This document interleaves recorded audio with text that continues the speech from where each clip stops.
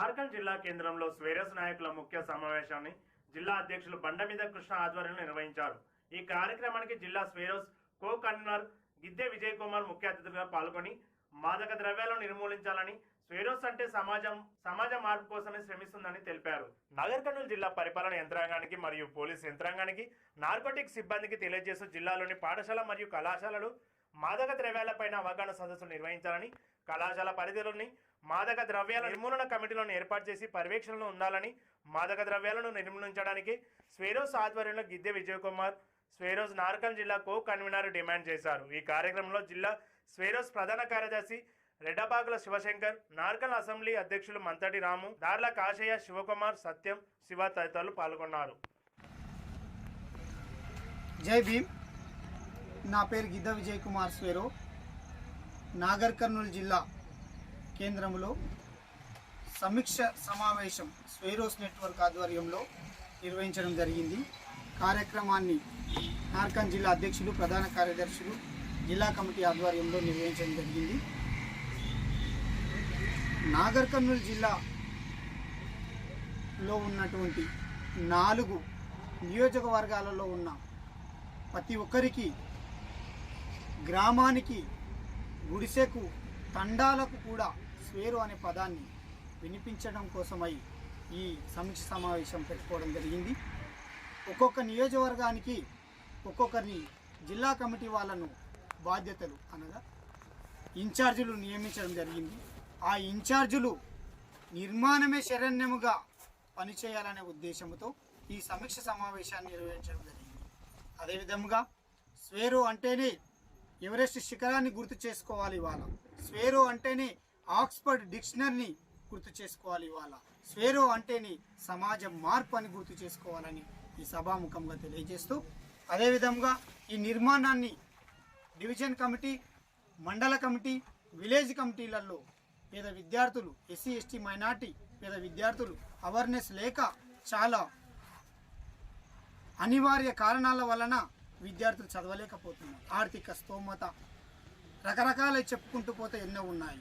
ఇప్పుడు ఈ సమీక్ష సమావేశంలో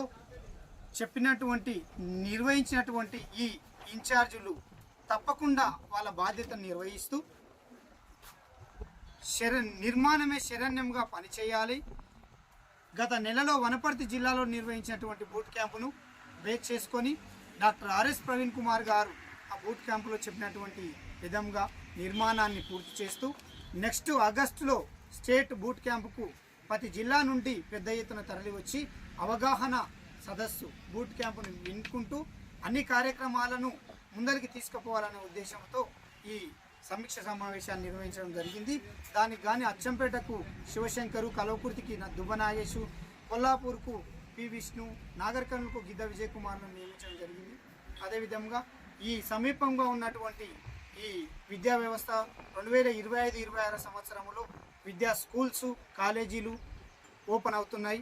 ఓపెన్ అవుతున్న సందర్భంగా రాష్ట్రంలో మాదక ద్రవ్యాల నుండి అనేక డబ్బులు గడించడానికి విలాసవంతమైనటువంటి జీవితం గడుపుతున్నటువంటి వ్యక్తులు ఏమి చేయాలనే ఆలోచనతో పేద విద్యార్థులను, ఎస్సీ ఎస్టీ మైనార్టీలను మాదక ద్రవ్యాలకు అలవాటు చేస్తూ స్కూళ్ళల్లో, కాలేజీలలో, డిగ్రీ కాలేజీలలో వాళ్ళందరికీ అలవాటు చేస్తూ చాక్లెట్ రూపంలో, ఐస్ క్రీమ్ రూపంలో ఇప్పటి వరకు నార్కోటిక్ డిపార్ట్మెంట్ ఏం చేస్తుందని మేము అడుగుతున్నాం. స్వేరోస్ నెట్వర్క్ ఆధ్వర్యంలో మా పేద వర్గాలను ఇంకా ఏమి చేయాలని చూస్తున్నారు. ఇవాళ పోలీస్ డిపార్ట్మెంట్ కానీ, పరిపాలన యంత్రాంగం, జిల్లా పరిపాలన యంత్రాంగం కానీ వీటిపైన అవేర్నెస్ క్లాసులు ప్రతి స్కూల్లో, ఇంటర్మీడియట్ జూనియర్ కళాశాలలో, డిగ్రీ కళాశాలలో అవేర్నెస్ క్లాసులు నిర్వహించాలి.